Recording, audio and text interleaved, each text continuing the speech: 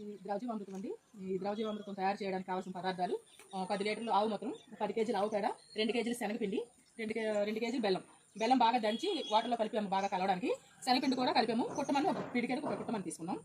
ఇప్పుడు ఈ 200 లీటర్ల వాటర్లో శనగపిండి శనగపిండి, బెల్లము, ఆవు మూత్రం వేస్తున్నామండి.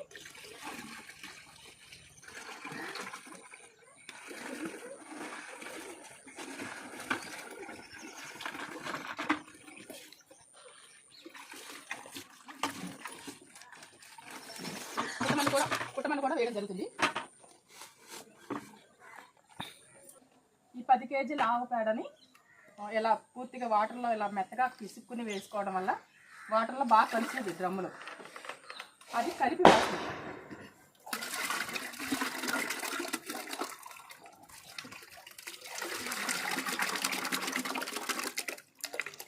ఇలా క్లాక్ ఆకారంలో ఇలా మనకి గడియారం ఎలా తిరుగుతుంది అలా ఎలాగే సవ్య దిశలో తిప్పాలి.